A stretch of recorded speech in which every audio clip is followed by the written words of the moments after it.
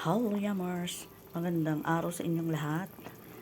Sa mga sumabaybay sa aking mga pagluluto dito sa kusina.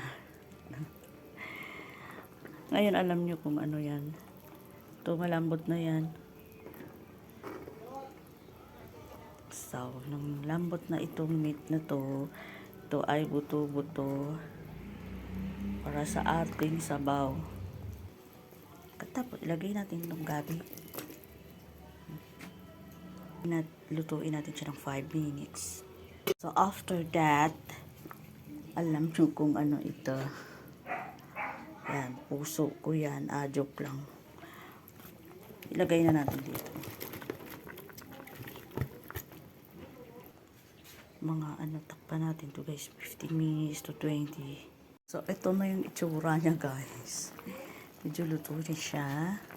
Sabi natin itong okra, ilang piraso lang yan. At wala na.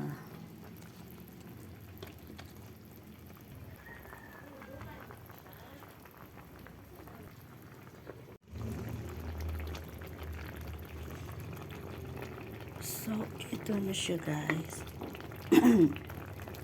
Hanggang dito na lang. Ito ay maasim. Sana nagustuhan nyo to. Follow for more guys. Nilagyan ko siya ng ganito. Thank you.